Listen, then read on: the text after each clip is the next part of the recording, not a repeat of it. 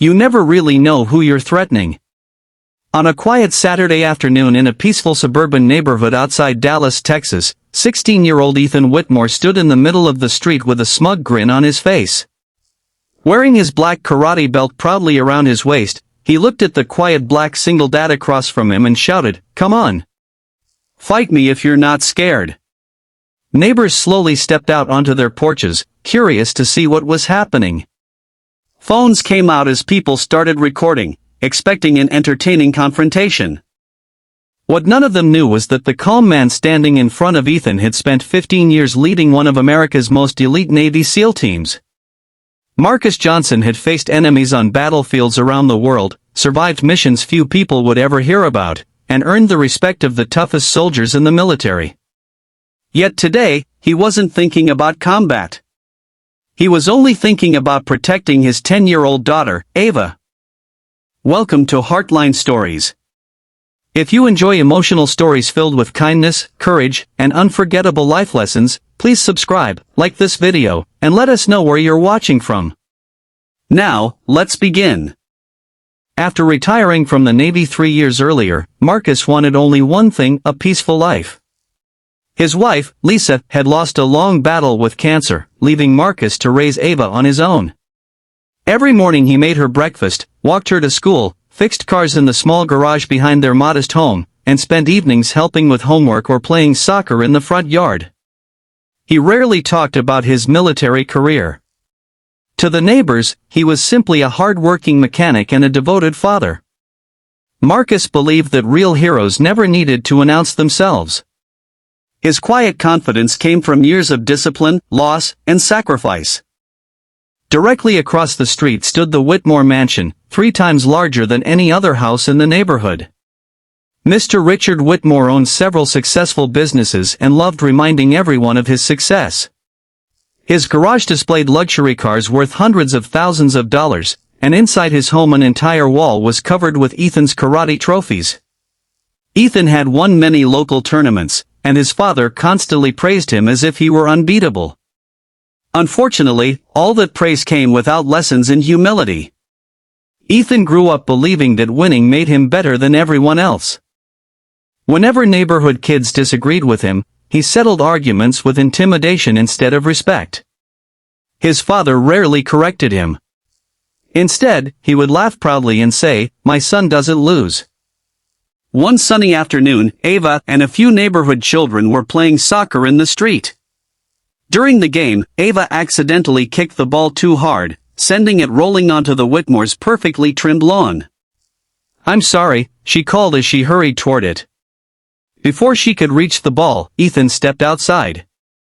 He picked it up, looked directly at Ava, smiled cruelly, pulled a small pocket knife from his pocket, and sliced the soccer ball open.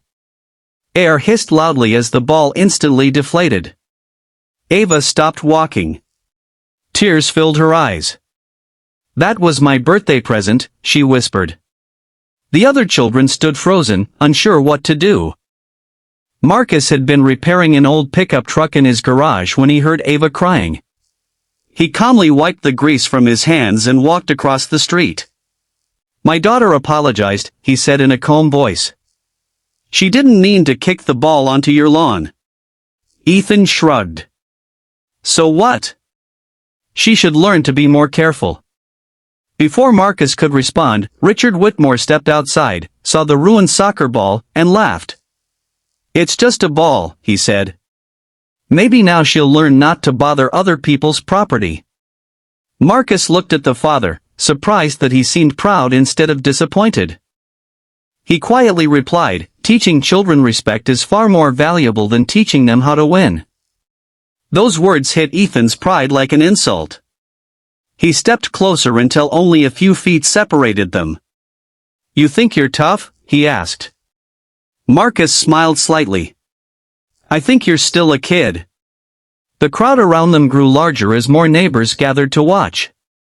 Ethan pulled off his hoodie, revealing his black belt tied neatly around his karate uniform. "I'm a black belt," he announced loudly. "I challenge you to fight me right now." Some neighbors whispered excitedly. Others began recording with their phones. Marcus simply shook his head. No. Ethan laughed loudly. What's wrong? Scared? Marcus calmly picked up the ruined soccer ball from the ground and said, "A real man doesn't fight children." The crowd laughed quietly, and Ethan's face turned bright red with embarrassment. As Marcus turned around to leave with Ava, Ethan lost control. He rushed forward and shoved Marcus hard between the shoulders. The force would have knocked most people forward, but Marcus didn't move even an inch. The neighborhood suddenly became silent. Marcus slowly turned around. His expression had changed. He wasn't angry. He wasn't emotional. His eyes became focused and calm, the same eyes that had once led dangerous missions in places where one mistake meant death. In a quiet voice, he said, "Don't touch me again." Instead of listening, Ethan threw a fast right punch toward Marcus's face. It never landed. In one smooth movement that happened almost too quickly to see, Marcus stepped sideways, gently redirected Ethan's arm, shifted his balance, and guided the teenager safely onto the grass. There was no violent slam, no punch, and no injury. Ethan simply found himself lying flat on his back before he even understood what had happened. The entire exchange lasted less than 3 seconds. Gasps spread through the crowd. Phones lowered as people stared in disbelief. Marcus stepped back immediately, giving Ethan space to stand. "I told you," he said quietly. "Real strength is knowing when not to fight." Just then, a police cruiser slowly pulled up beside the crowd. Officer Daniel Harris stepped out, looked toward Marcus, and smiled. "Commander Johnson," he said with surprise. Marcus smiled back and shook his hand. "Good to see you, Officer Harris." Richard Whitmore frowned. "Commander," he asked. Officer Harris looked confused. "You don't know who this man is?" Richard shook his head. The officer smiled proudly. Marcus Johnson led one of the toughest Navy SEAL teams in the country. He trained some of the finest special operations soldiers America has ever had. Men trusted him with their lives. The crowd became completely silent. Suddenly, Marcus's calm confidence made perfect sense. Ethan slowly stood up, staring at Marcus with completely different eyes. Marcus walked over and helped Ethan to his feet. "You have talent," he said kindly. "Your speed is good. Your technique isn't bad. But without discipline, talent becomes dangerous. Martial arts were created to teach respect, patience, and self-control, not arrogance." Ethan looked down at the ground, ashamed. For the first time in his life, no trophy, no title, and no black belt could protect his pride. Richard Whitmore finally realized what he had allowed his son to become. Without saying another word, he quietly led Ethan back inside their house. Later that evening, there was a knock at Marcus's front door. When he opened it, Richard Whitmore stood there alone. He wasn't wearing an expensive business suit. His confident smile was gone. He simply looked like a worried father. "I owe you an apology," he said quietly. "Not just for today, but for the way I've raised my son. I thought giving him everything would make him successful. Instead, I taught him to believe he was better than everyone else." Marcus nodded. "Every parent makes mistakes," he replied. "What matters is whether we're willing to correct them." Richard lowered his head. "Would you help him?" he asked. Marcus smiled gently. "I'll teach him something far more valuable than fighting." Beginning the following Saturday, Ethan started visiting Marcus every weekend. There were no karate tournaments, no trophies, and no audiences. Instead, Marcus taught him discipline, responsibility, teamwork, and service. They exercised together before sunrise, volunteered at a local food bank, cleaned neighborhood parks, and helped elderly neighbors repair broken fences and mow their lawns. Marcus explained that the strongest people never looked for opportunities to prove themselves. They looked for opportunities to serve others. Slowly, Ethan began changing. The arrogance disappeared. He became more patient, more respectful, and more confident without needing to show off. Several months later, another student at school tried to provoke Ethan into a fight. The boy insulted him in front of dozens of classmates, expecting an angry reaction. Instead, Ethan smiled, took a deep breath, and calmly walked away.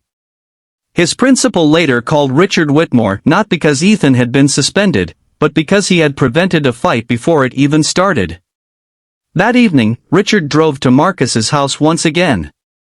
This time, his eyes were filled with gratitude instead of pride. "You gave my son something money never could," he said. Marcus looked toward the front yard where Ava and Ethan were laughing together while kicking a brand new soccer ball across the grass. "No," Marcus replied softly. "He earned it himself. I just showed him the path." As the sun slowly disappeared behind the neighborhood, Marcus realized that the greatest victories never happened on battlefields or inside fighting rings. They happened inside people's hearts. Real strength wasn't measured by how hard someone could hit. It was measured by how much power they chose not to use. Ethan had finally learned that respect would always take him farther than fear, and Richard had learned that true success meant raising a child with character instead of pride. Sometimes, the strongest person in the room is the one who never has to prove it. If this story touched your heart, please like this video, subscribe to Heartline Stories, and share it with someone who believes that kindness, humility, and self-control are the greatest forms of strength. And before you go, tell us in the comments, what does real strength mean to you?